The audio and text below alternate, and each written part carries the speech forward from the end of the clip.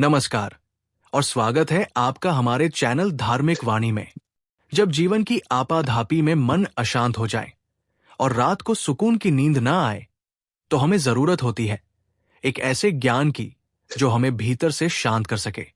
आज की इस विशेष श्रृंखला में हम भगवद गीता के अनमोल उपदेशों के माध्यम से मन की शांति और सच्ची नींद के रहस्य को समझेंगे।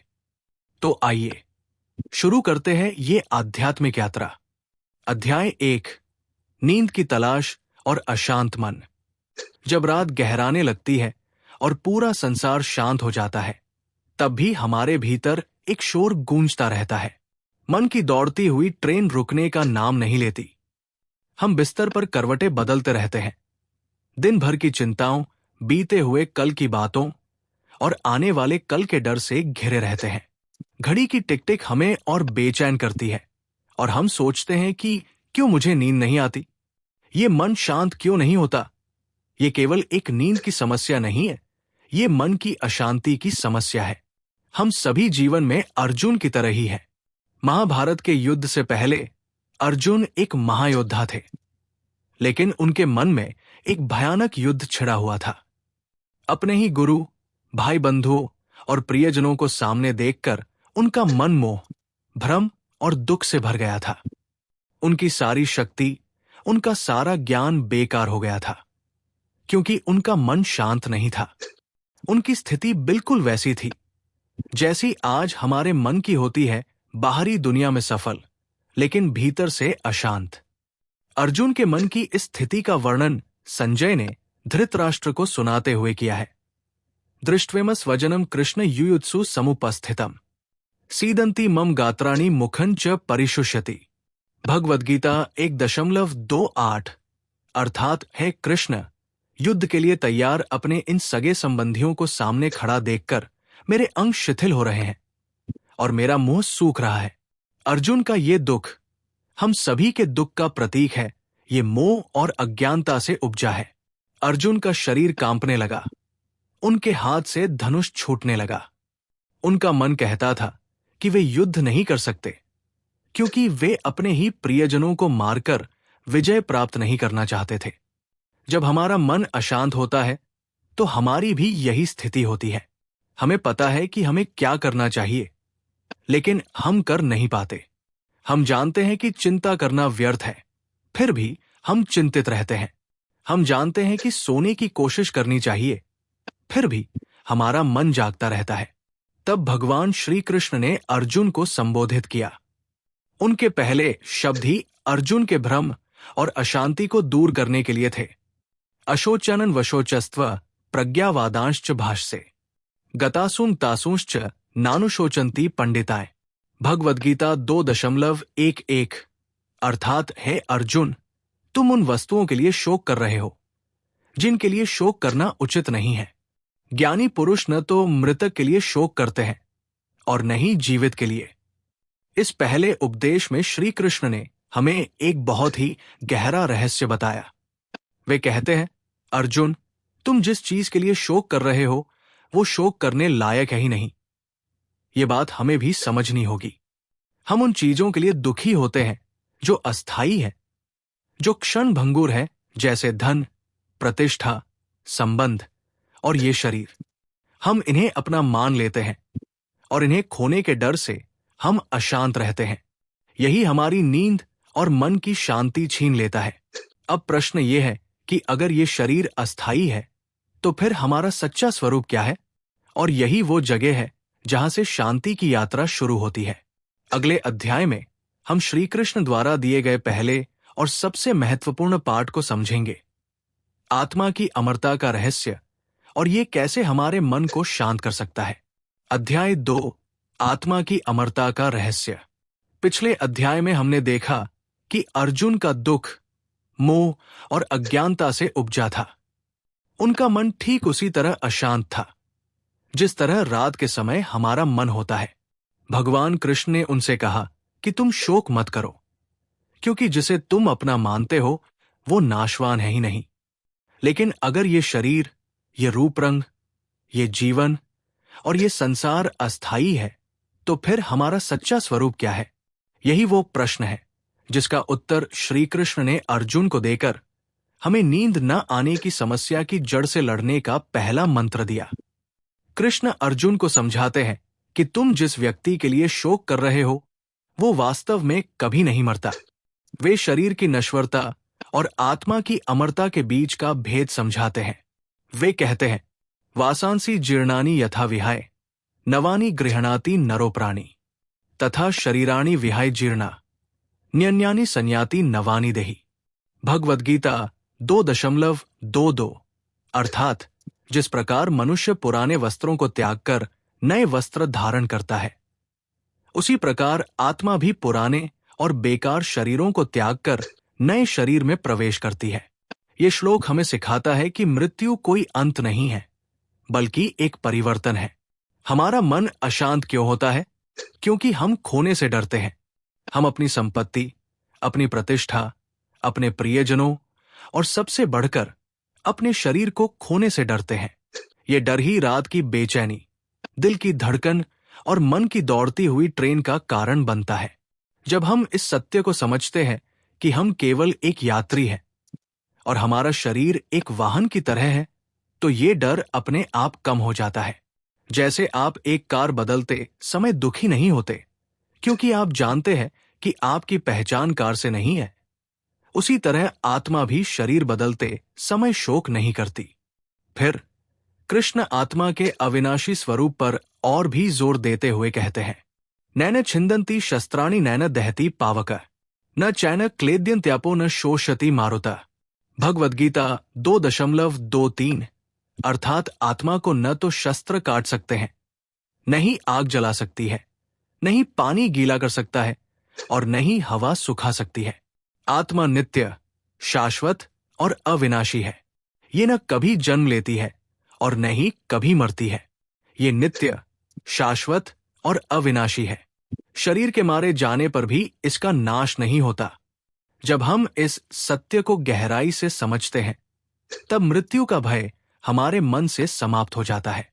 हम ये एहसास करते हैं कि मृत्यु केवल शरीर का परिवर्तन है, आत्मा का अंत नहीं। यही ज्ञान हमें मोह और भय से मुक्त करता है। तो फिर नींद क्यों नहीं आती? क्योंकि हमारा मन लगातार उस चीज से चिपका हुआ है जो अस्थायी है। ये शरीर, ये रूप रंग, ये पद प्रतिष्ठा, ये सब एक दिन धूल में मिल जाएगा। लेकिन हमारा मन इसी अस्थायी दुनिया को अपनी असलियत मानता है। रात में जब हम सब कुछ छोड़कर सोने की कोशिश करते हैं, तो यही विचार, यही डर, यही चिंताएं हमें घेरे रहती है। हमें लगता है कि अगर कल कुछ बुरा हुआ तो क्या होगा? अगर मैंने ये काम नहीं किया तो क्या होगा? गीता का ये पहला पाठ हमें सिखाता है कि तुम वो नहीं हो जो तुम सोचते हो। तुम शरीर नहीं, एक अमर आत्मा हो। जब तुम इस सत्य को अपना लेते हो, तो तुम्हारा मन उस सागर की तरह हो जाता है जिसकी सतह पर लहरें तो आती है, लेकिन जिसकी गहराई हमेशा शांत रहती है। लेकिन अब एक और प्रश्न उठता है, अगर हम केवल एक अमर आत्मा हैं और ये दुनिया एक नाटक है, तो फिर हमें क्या करना चाहिए? क्या हमें कर्म करना छोड़ देना चाहिए, या फिर जीवन जीने का कोई और तरीका है? अगले अध्याय में हम श्री कृष्ण के दूसरे महत्वपूर्ण पाठ को समझेंगे, जो हमें मन को शांत रखने का सबसे बड़ा व्यावहारिक तरीका सिखाता है, कर्म योग का रहस्य। अध्याय 3, कर्मयोग का रहस्य, क्रिया में ही शांति। पिछले अध्याय में हमने आत्मा के अविनाशी सत्य को समझा। हमने जाना कि हम केवल ये नश्वर शरीर नहीं, बल्कि एक अमर आत्मा है। इस ज्ञान से मन का पहला डर तो दूर होता है, लेकिन एक बड़ा प्रश्न फिर भी बाकी रहता है। अगर ये दुनिया एक नाटक है और हम सिर्फ एक आत्मा है, तो फिर हमें कर्म करने की क्या जरूरत है?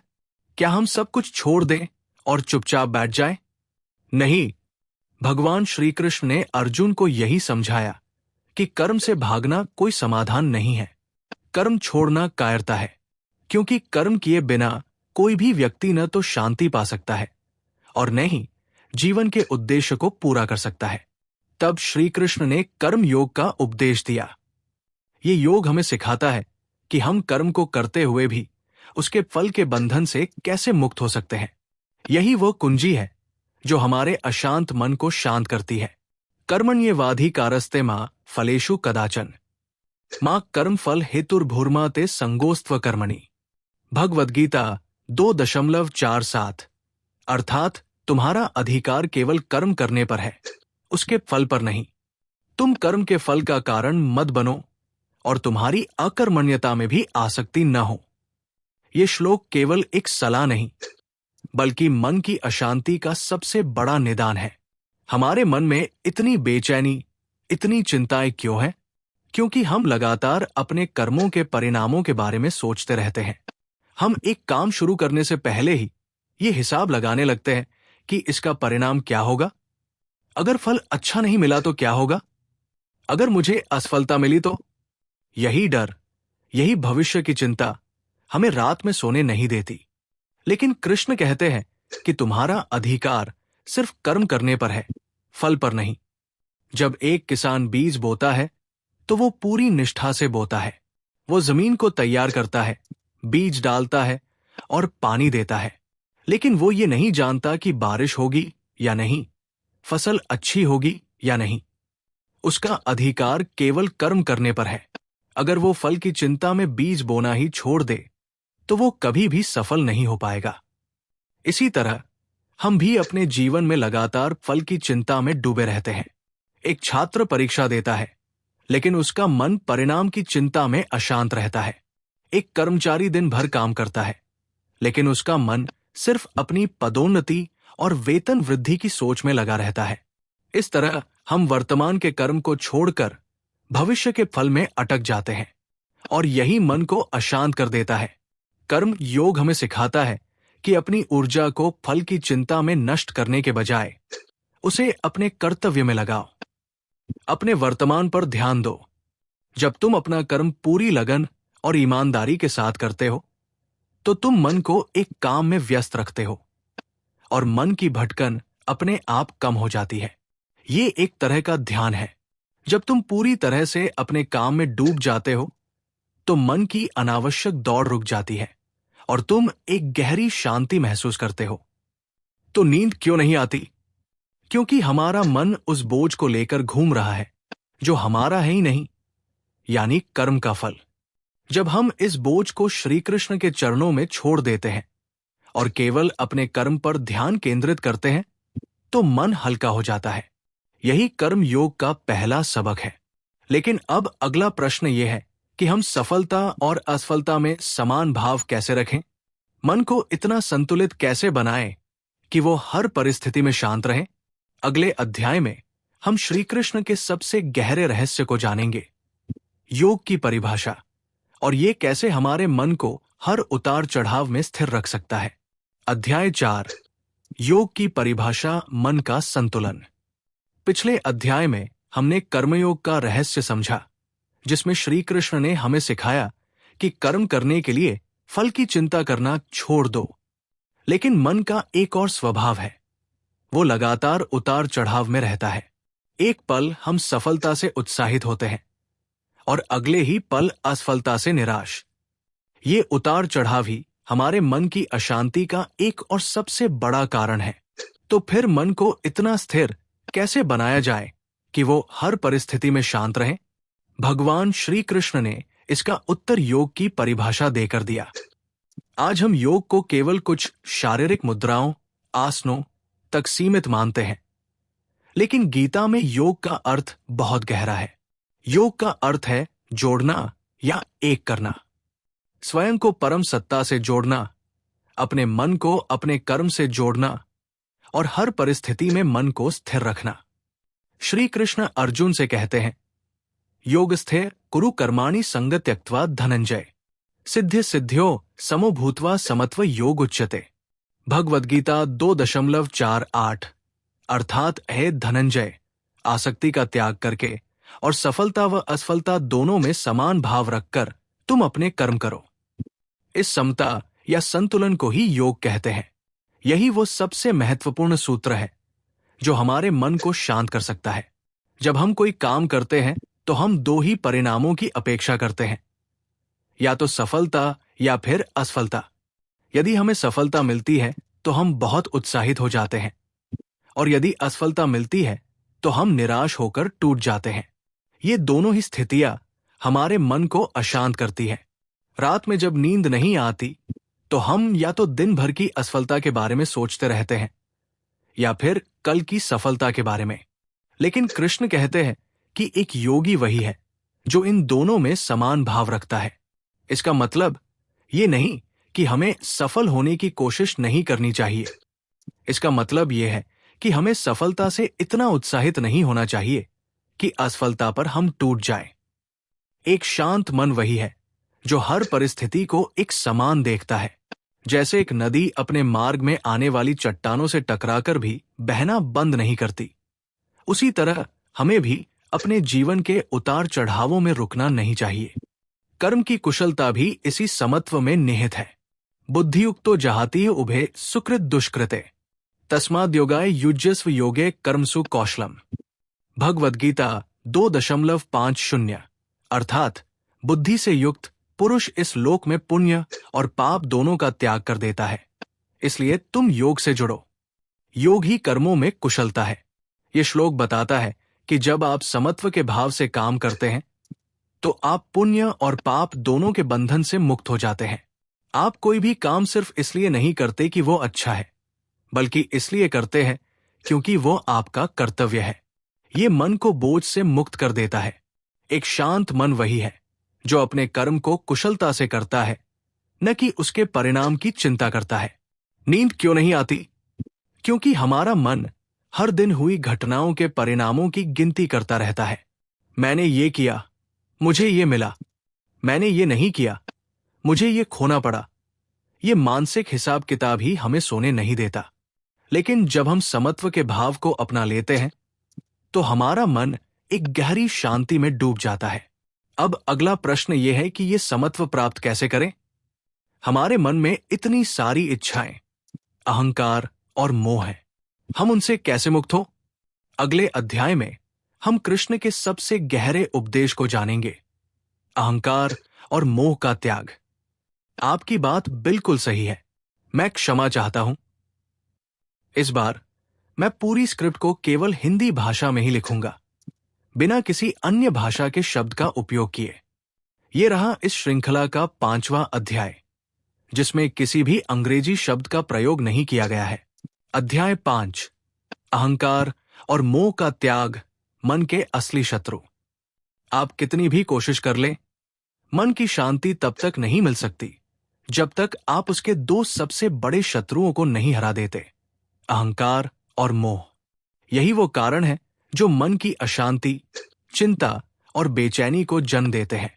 और यही वो कारण है कि जब आप रात में सोने की कोशिश करते हैं तो आपका मन शांत नहीं होता। अहंकार वो भाव है जो हमें ये सोचने पर मजबूर करता है कि मैंने किया। हम जब कोई काम करते हैं तो उसकी सफलता का सारा श्रेय खुद को देते हैं। ये मेरी मेहनत है, ये मेरा कौशल है।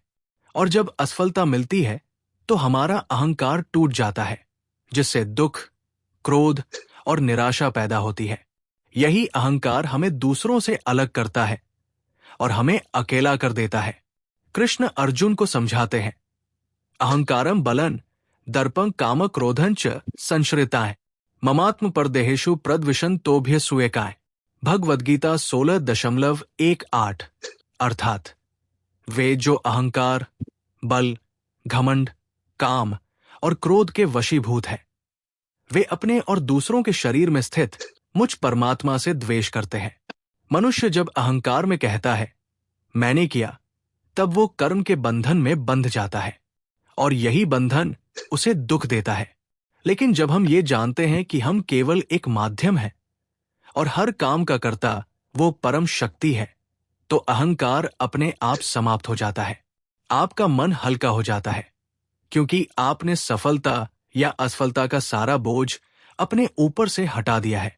मन का दूसरा शत्रु है मोह।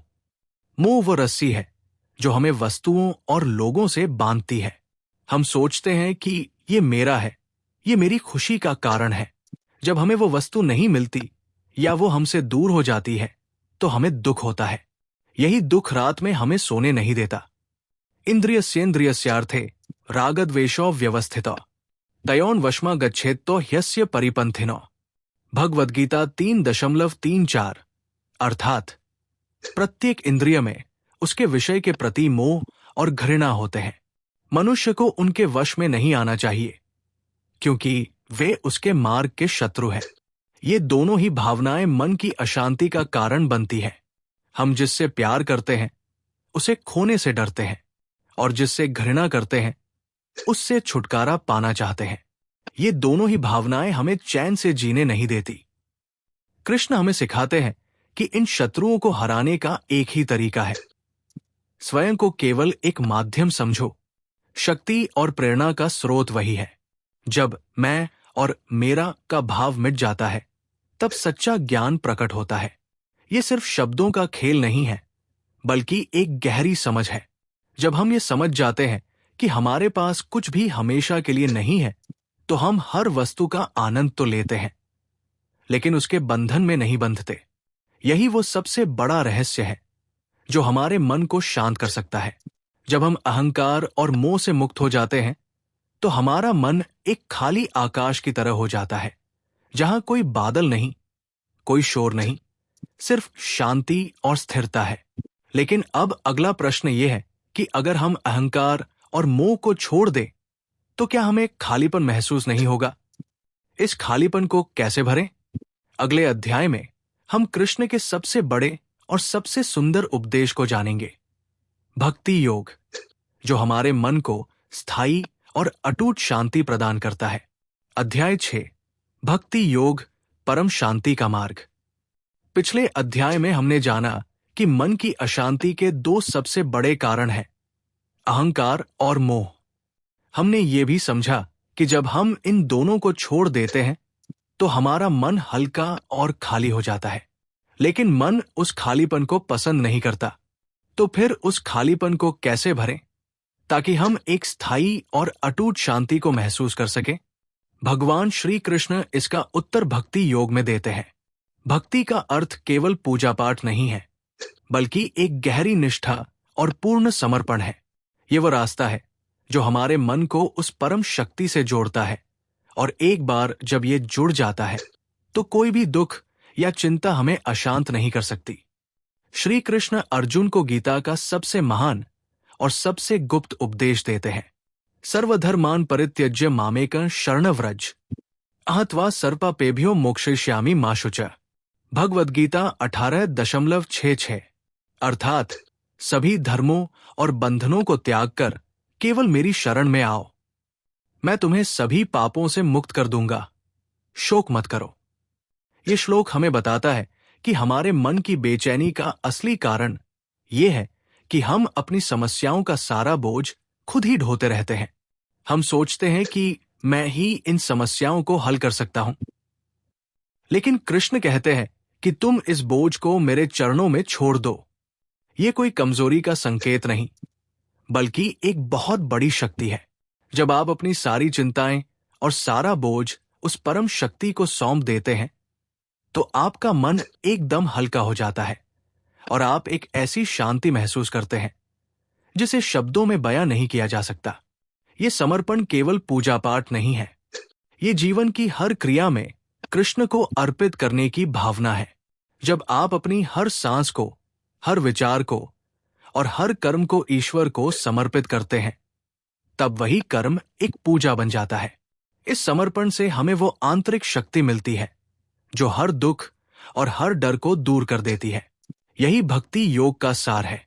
कृष्ण भक्ति के व्यावहारिक स्वरूप को और भी स्पष्ट करते हुए कहते हैं, मन न भव मद्भक्तो मद्याजी मां नमस्कुरु मां में वैश्यसी सत्य ते प्रति जाने प्रियोसी में। भगवद्गीता 18.65। अर्थात मुझ में मन लगाओ, मेरे भक्त बनो, मेरा पूजन करो और मुझे नमस्कार करो। ऐसा करने पर तुम मुझे ही प्राप्त करोगे। ये मैं तुमसे सत्य प्रतिज्ञा करता हूं, क्योंकि तुम मेरे प्रिय हो। ये श्लोक हमें बताता है कि भक्ति कोई जटिल क्रिया नहीं है। हमें बस अपना मन, अपना हृदय और अपनी आत्मा भगवान को समर्पित करनी है। जब हम अपने मन को लगातार भगवान से जोड़े रखते हैं, तो उसमें नकारात्मकता, चिंता और भय के लिए कोई जगह नहीं बचती। मन में जो खालीपन आता है वो प्रेम, विश्वास और भक्ति से भर जाता है। यही वो अवस्था है जहां हमें एक ऐसी शांति मिलती है जो बाहरी परिस्थितियों पर निर्भर नहीं करती। लेकिन अब अगला प्रश्न ये है कि हम इस परम शक्ति पर इतना विश्वास कैसे करें? जब भी हमें डर लगे तो क्या हमें यकीन होगा कि वो हमारे साथ है? अगले अध्याय में हम कृष्ण के उस परम वचन को जानेंगे जो हमें ये अटूट विश्वास दिलाता है कि हम कभी अकेले नहीं हैं और वो हमेशा हमारे साथ है। अध्याय 7, ईश्वर का वचन, हम कभी अकेले नहीं हैं। पिछले अध्याय में हमने भक्ति योग की शक्ति को समझा और जाना कि पूर्ण समर्पण कैसे हमारे मन को स्थायी शांति देता है। लेकिन जब भी हमें डर लगे, जब भी हम अकेले महसूस करें, क्या हमें ये यकीन होगा कि वो परम शक्ति हमारे साथ है? इस संसार में तो हर पल कुछ भी हो सकता है, तो फिर हमारा विश्वास कैसे अटूट रहेगा? भगवान श्री कृष्ण ने अर्जुन को यही विश्वास दिलाया। उन्होंने अर्जुन को अपनी विराटता, अपनी सर्वव्यापी उपस्थिति और अपना शाश्वत वचन याद दिलाया, जो हर युग में हर मनुष्य के लिए एक अभयदान है।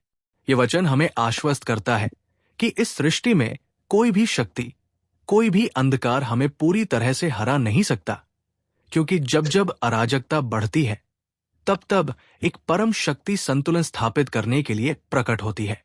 कृष्ण अर्जुन से कहते हैं, यदा यदा ही धर्मस्य ग्लानिर्भवति भारत, अभ्युत्थानमधर्मस्य तदात्मानं सृजाम्यहम्। भगवद गीता 4.7। अर्थात, हे भारत, अर्जुन, जब जब धर्म की हानि होती है और अधर्म बढ़ता है तब तब मैं पृथ्वी पर अवतरित होता हूं। यह श्लोक सिर्फ एक ऐतिहासिक घटना का वर्णन नहीं है, बल्कि एक शाश्वत सत्य है। हमारे जीवन में भी ये सत्य लागू होता है।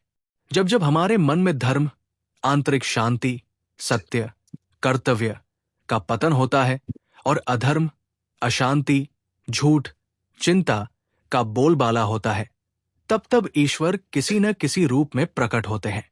वे एक विचार के रूप में, एक गुरु के उपदेश के रूप में, या एक कठिन परिस्थिति में मिलने वाली आंतरिक शक्ति के रूप में हमारे भीतर ही जागृत होते हैं। ये वचन हमें बताता है कि हम कभी अकेले नहीं हैं। जब भी हमारा मन बेचैन होता है, जब हमें नींद नहीं आती, तो हमें ये विश्वास होना चाहिए कि वो परम शक्ति हमारी मदद के लिए हमेशा मौजूद है।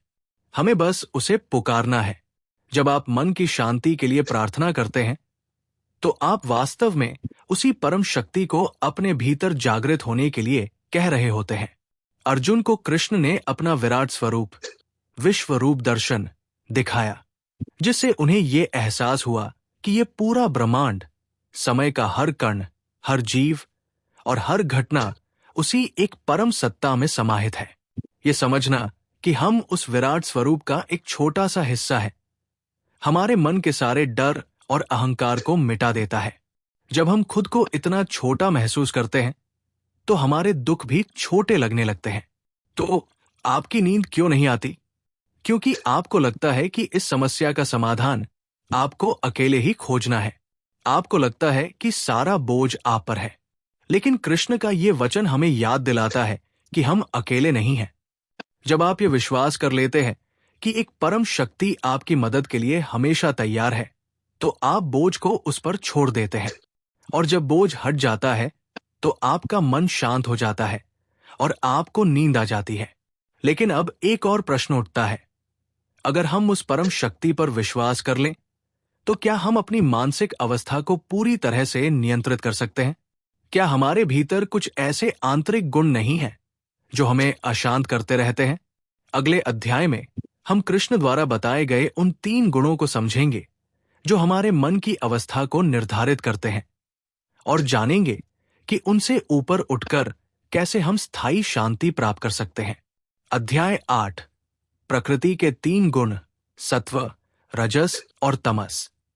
पिछले अध्यायों में हमने जाना कि मन की अशांति का कारण अहंकार और मोह है, और इसका समाधान भक्ति और समर्पण में है। लेकिन क्या इन बाहरी शत्रुओं को हराने के बाद हमारा मन पूरी तरह से शांत हो जाता है? नहीं, हमारे भीतर कुछ ऐसे आंतरिक गुण हैं जो लगातार हमें प्रभावित करते रहते हैं और हमारे मन की अवस्था को निर्धारित करते हैं। ये है प्रकृति के 3 गुण: सत्व, सच्चाई, रजस, क्रियाशीलता, और तमस, अज्ञान। श्री कृष्ण अर्जुन को इन गुणों का रहस्य बताते हैं ताकि वो अपने मन की आंतरिक लड़ाई को समझ सके। वे कहते हैं, सत्व रजस्तम इति गुणाय प्रकृति संभवाय निबध्नन्ति महाबाहो देहे देहिनम व्ययम। भगवद्गीता 14.5। अर्थात, हे महाबाहो अर्जुन, सत्व, रजस और तमस, ये प्रकृति से उत्पन्न हुए 3 गुण अविनाशी जीवात्मा को शरीर में बांध देते हैं। आइए इन तीनों गुणों को समझते हैं, क्योंकि यही हमारी नींद न आने की असली वजहों को उजागर करते हैं। 1. सत्वगुण। ये गुण मन की शुद्धता, शांति और ज्ञान का प्रतीक है। जब हमारे मन पर सत्व गुण का प्रभाव होता है तो हमें हर चीज स्पष्ट दिखाई देती है। हम शांत, प्रसन्न और स्थिर रहते हैं। हमें सही गलत का ज्ञान होता है और हमारी बुद्धि निर्मल होती है। ये गुण हमें संतोष और आंतरिक शांति देता है। रात में जब हमारा मन सत्व गुण से भरा होता है तो हमें गहरी और सुखद नींद आती है, क्योंकि कोई चिंता, कोई बेचैनी नहीं होती। 2. रजस गुण। ये गुण क्रियाशीलता, जुनून और बेचैनी का प्रतीक है। ये हमें महत्वाकांक्षा, इच्छाओं और लक्ष्यों के पीछे भागने के लिए प्रेरित करता है। रजस गुण के कारण ही हम दिन भर काम करते हैं, संघर्ष करते हैं और आगे बढ़ने की कोशिश करते हैं। लेकिन जब ये गुण हावी हो जाता है तो ये हमें अशांत कर देता है। हमारा मन लगातार योजनाएं बनाता रहता है, भविष्य की चिंताओं में उलझा रहता है और कभी रुकता नहीं। हमारी नींद क्यों उड़ जाती है? क्योंकि हमारा मन रजस गुण से भरा होता है। हम दिन भर के तनाव, कल के काम की चिंता और अनगिनत इच्छाओं के कारण बेचैन रहते हैं। ये गुण हमें सोने नहीं देता। 3. तमस गुण। ये गुण अज्ञान, आलस्य और जड़ता का प्रतीक है। ये हमें काम करने से रोकता है और हमें नींद, भ्रम और आलस्य की ओर ले जाता है। तमस गुण के कारण ही हम देर तक सोते हैं, जरूरत से ज्यादा खाते हैं और कोई काम नहीं करना चाहते। ये हमें एक तरह की नींद तो देता है, लेकिन वो गहरी शांति वाली नींद नहीं होती, बल्कि एक तरह की सुस्ती और बेहोशी होती है। एक तमस से भरा व्यक्ति सोकर भी थका हुआ महसूस करता है। मन की अशांति का मूल कारण इन गुणों का असंतुलन है। हमारा आधुनिक जीवन रजस और तमस गुणों को बढ़ावा देता है। हम दिन भर रजस के कारण भागते हैं और रात में तमस के कारण बेहोश होकर सो नहीं पाते। तो समाधान क्या है? कृष्ण हमें सिखाते हैं कि हमें इन गुणों से ऊपर उठना है, यानी गुणातीत बनना है। इसका मतलब ये नहीं कि हमें रजस और तमस को पूरी तरह से छोड़ देना है, क्योंकि जीवन के लिए ये जरूरी है। इसका मतलब है कि हमें सत्व गुण को बढ़ाना है। जब सत्व गुण बढ़ता है तो रजस और तमस अपने आप नियंत्रित हो जाते हैं। सत्व को बढ़ाने के लिए हमें शुद्ध और सात्विक आहार लेना चाहिए, ध्यान करना चाहिए और अच्छे कर्म करने चाहिए। अब अगला प्रश्न यह है कि जब कोई व्यक्ति इन गुणों से ऊपर उठ जाता है तो वो कैसा होता है? उसका मन कैसा होता है? अगले अध्याय में हम कृष्ण द्वारा बताए गए उस ज्ञानी व्यक्ति के बारे में जानेंगे, जिसे गीता में स्थित प्रज्ञ कहा गया है। हम जानेंगे कि एक शांत और स्थिर मन वाले व्यक्ति के लक्षण क्या होते हैं। अध्याय 9, स्थित प्रज्ञ की अवस्था, एक शांत और स्थिर मन। पिछले अध्याय में हमने प्रकृति के 3 गुणों सत्व, रजस और तमस को समझा और जाना कि हमारे मन की बेचैनी का असली कारण इन गुणों का असंतुलन है। हमारा लक्ष्य इन गुणों से ऊपर उठकर एक ऐसी अवस्था को प्राप्त करना है जहां हमारा मन पूरी तरह से शांत और स्थिर हो जाए। जब अर्जुन ने श्री कृष्ण से पूछा कि हे केशव, वो व्यक्ति कैसा होता है जिसका मन स्थिर हो गया है? वो कैसे बोलता है, कैसे बैठता है और कैसे चलता है? तब श्री कृष्ण ने एक बहुत ही सुंदर और गहरा जवाब दिया। उन्होंने उस व्यक्ति के लक्षण बताए जिसे गीता में स्थित प्रज्ञ कहा गया है। यही वो अवस्था है जो नींद न आने की समस्या को जड़ से खत्म कर सकती है। एक स्थित प्रज्ञ व्यक्ति के लक्षण क्या होते हैं? एक, वो सभी इच्छाओं का त्याग कर देता है। प्रजाति यदा कामान सर्वान पार्थ मनोक्तान आत्मन्येवात्मना तुष्ट स्थित प्रज्ञस्तदोच्यते। भगवद गीता 2.55। अर्थात हे अर्जुन, जब मनुष्य अपने मन में उठने वाली सभी इच्छाओं को पूरी तरह से त्याग देता है और आत्मा में ही संतुष्ट रहता है, तब उसे स्थित प्रज्ञ कहा जाता है। इसका मतलब ये नहीं कि उसके पास कोई इच्छा नहीं होती, बल्कि ये है कि वो इच्छाओं के बंधन में नहीं बंधता। उसके पास जो कुछ है वो उसमें ही संतुष्ट रहता है। यही संतोष मन को हल्का करता है और उसे अशांत करने वाली सभी चिंताओं को दूर कर देता है। दो, वो दुख और सुख में समान भाव रखता है। दुखेष्वनुद्विग्नम्नाय सुखेषु विक्तस्पृह वितराग भय क्रोधे स्थित धीर मुनिरुच्यते। भगवद गीता 2.56। अर्थात जिसका मन दुखों से विचलित नहीं होता, सुखों के लिए जिसकी कोई लालसा नहीं होती और जो राग, भय और क्रोध से मुक्त है, ऐसा मुनि स्थित प्रज्ञ कहलाता है।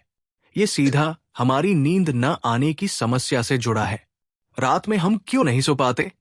क्योंकि हमारा मन दिन भर के दुख और कल के सुख की चिंता में डूबा रहता है।